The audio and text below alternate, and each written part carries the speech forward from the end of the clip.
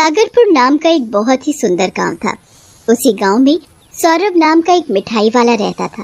अरे भैया सौरभ, जरा 1 किलो इमरती तो पैक कर देना। ये लो काका, आपकी 1 किलो इमरती। सौरभ की दुकान के सामने ही तोताराम की भी मिठाई की दुकान होती है। सभी लोग सौरभ की मिठाई की तारीफ कर रहे होते हैं, जिसे सुनकर तोताराम को बहुत गुस्सा आता है। ना जाने क्या हो गया है इन गांव के लोगों को, जब देखो बस सौरभ की मिठाई की तारीफ करते रहते हैं। और एक मेरी दुकान पर देखो, एक मक्खी तक नहीं भटक रही है।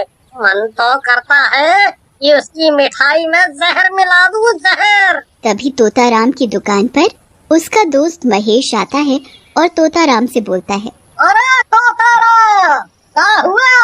ये अकेले अकेले क्या बड़बड़ा रहे हो? कुछ नहीं भैया, मैं तो बस अपनी किस्मत को कोस रहा था। देखो ना महेश भाई, मैंने इतनी बड़ी शानदार दुकान खोली है, पर सुबह से बस 2-4 ही ग्राहक दुकान पर आए हैं। फिर शाम को तोताराम अपनी दुकान बंद करके घर जाता है और घर जाकर फिर से बड़बड़ाने लगता है। ना जाने क्या मिलाता है अपनी मिठाई में, जो कि सभी उसकी मिठाई की तारीफ करने से नहीं थकते।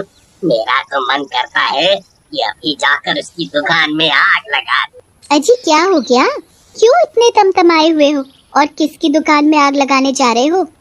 अरे भाग्यवान एक ही तो है जिसने मेरा सारा धंधा चौपट कर रखा है। बस उसी की दुकान में आग लगाने की सोच रहा हूँ। अरे मेरा तो मन करता है कि सौरभ की सारी मिठाइयों में जहर मिला दूं, जहर। अजी तो देर किस बात की, ये लो शीशी।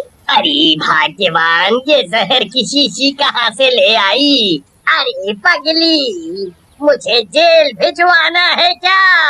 अजी आप भी ना। अरे ये कोई जहर नहीं है, इस शीशी में वो पानी है जो सौरभ की मिठाई को बेस्वाद और बासी बना देगी। बस आपको ये पानी उसकी मिठाइयों पर छिड़कना है और फिर देखना इसका कमाल। अरे मेरी चमेली, क्या दिमाग पाया है तुमने? पर मैं ये करूँगा कैसे? हैं? अब सब मैं ही बता दूंगी तो तुम क्या करोगे? ये लो शीशी और खुद सोचो कि कैसे और क्या करना है। मैं तो चली खाना बनाने। फिर अगले दिन तोताराम और सौरभ अपनी अपनी दुकान खोलते हैं।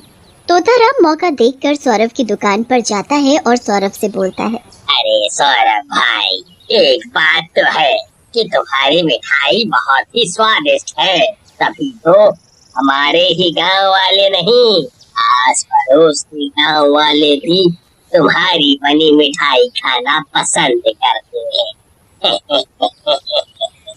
तोताराम जी, ये सब तो ऊपर वाले की मेहर है। अरे भाई, ये दुकान के अंदर से आवाज कैसी? आवाज? पर मुझे तो कोई आवाज नहीं आई। अरे भाई सौरभ, एक बार अंदर जाकर तो देखो, क्या पता कोई चूहा दुकान में घुस आया हो।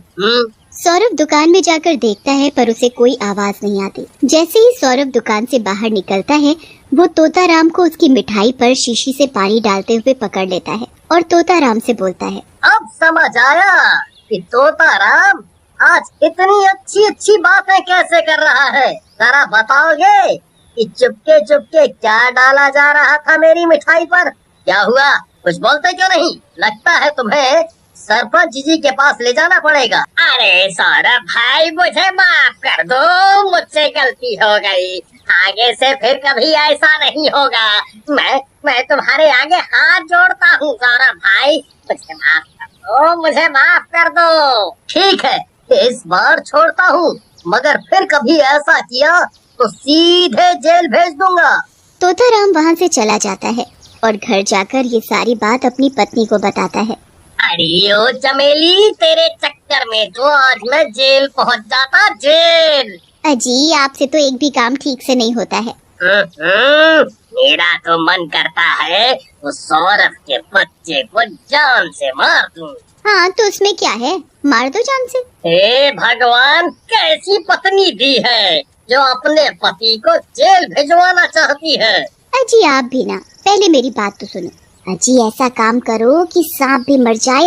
अरे भाग्यवान सांप सांप, बोल, क्या बोलना चाहती हो? अरे सौरभ भाई को ऐसे मारो कि किसी को ये पता न लगे कि आपने उन्हें मारा है।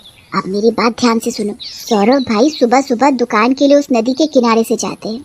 आपको बस उन्हें उस नदी में धक्का देना है। यहाँ सौरभ भाई मरे, वहाँ आपकी दुकान पर मिठाई लेने वालों की भीड़ लगना शुरू। उसी दिन सौरभ अपनी पत्नी मीना को तोताराम की उस हरकत के बारे में बताता है। अजी उस कमबख्त तोताराम से जरा होशियार रहना, कहीं फिर से कुछ और न गड़बड़ करने लग जाए। अगले दिन सौरभ खुशी खुशी अपने घर से दुकान जाने के लिए निकलता है और जैसे ही सौरभ नदी के किनारे पहुंचता है तभी तोताराम पीछे से सौरभ को धक्का मारकर नदी में गिरा देता है और वहां से भाग जाता है। नदी में गिरने से सौरभ की मौत हो जाती है और वो एक डरावना भूत बन जाता है। ये मुझे क्या हो गया? अरे अरे, इस तोताराम ने आखिर मेरी जान ले ही ली। अब मैं इसे नहीं छोड़ूंगा। पर पहले मुझे ये बात अपनी पत्नी मीना को बतानी होगी। फिर भूत मीना के पास जाता है। अरे दैया, ये सुबह सुबह भूत कहाँ से आ गया? अरे भूत तो रात के अंधेरे में घूमते हैं, पर ये कैसा भूत है जो सुबह सुबह मेरे घर आ गया है? अरे कोई तो बचाओ मुझे इस भयानक भूत से। अरे मीना, मैं हूँ तुम्हारा सौरभ। अरे जाओ यहाँ से। और ये क्या बकवास कर रहे हो तुम और सौरभ? तुम्हें ऐसे यकीन नहीं होगा। फिर भूत अपनी भूतिया शक्ति से सौरभ के रूप में आ जाता है। अब तो तुम्हें यकीन आया कि मैं ही हूँ तुम्हारा पति सौरभ। फिर सौरभ मीना को सारी बात बताता है। हे भगवान, ये क्या हो गया? मैं छोड़ूंगी नहीं उस तोताराम को। मैं अभी चाहता हूँ और उस तोताराम को तो मैं कच्चा चबा डालूंगा। नहीं, अगर आपने उसे मार डाला तो गांव वालों को तोताराम की हकीकत का कभी पता नहीं चल पाएगा। हमें ऐसा कुछ करना होगा जिससे तोताराम अपना गुनाह खुद कबूल कर ले। मैं सब समझ गया कि मुझे अब क्या करना है। मैं अपनी भूतिया शक्ति से दिन में अपने सौरभ के रूप में रह सकता हूँ और दिन ढलते ही मैं अपने भूतिया रूप में आ जाऊंगा। ऐसा बोलकर भूत सौरभ का रूप लेकर दुकान पर जाता है। सौरभ को सही सलामत देखकर तोताराम की सिट्टी पिट्टी गुल हो जाती है। अरे ये कैसे हो सकता है? इसे तो मैंने अपने हाथों से धक्का देकर मारा था, फिर ये अपनी दुकान पर कैसे? हे भगवान, ये क्या हो रहा है? क्या हुआ तोताराम? इतने घबराए हुए क्यों लग रहे हो? फिर कुछ ही देर में सौरभ की दुकान के आगे मिठाई लेने वालों की भीड़ लग जाती है। क्या हुआ तोताराम? मेरी दुकान पर लोगों की भीड़ देखकर जलन हो रही है?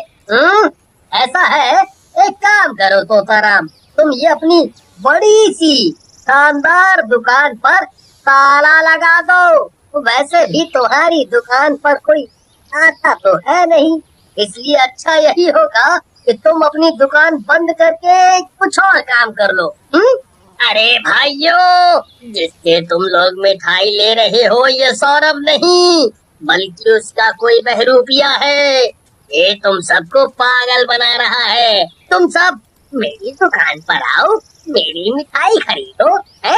आओ। अरे तोताराम, ये तुम क्या बकवास कर रहे हो? है? लगता है तुम्हारी एक भी मिठाई नहीं बिकती, इसीलिए तुम्हारा दिमाग खराब हो गया है। इसलिए सुबह सुबह ऐसी बहकी बातें कर रहे हो। फिर सभी लोग जोर जोर से तोताराम पर हंसने लगते हैं। सभी लोगों की ऐसी बातें सुनकर और सभी लोगों को अपने ऊपर हंसता देखकर तोताराम को बहुत गुस्सा आता है और वो गुस्से में बोलता है। अरे तुम लोग मेरी बात क्यों नहीं सुनते? अरे तोताराम, तुम ये कैसे कह सकते हो कि ये सौरभ नहीं है? क्योंकि सौरभ को तो मैंने अपने हाथों से नदी में धक्का देकर मार डाला है। ये मर गया रे। ये मैंने क्या बोल दिया?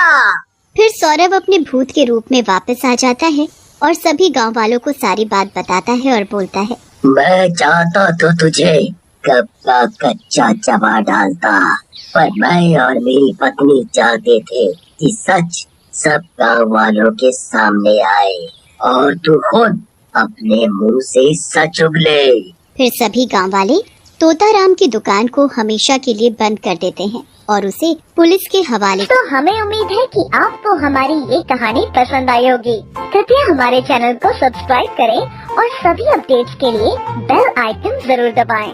और हाँ, वीडियो लाइक और शेयर करना मत भूलिएगा। Bye bye.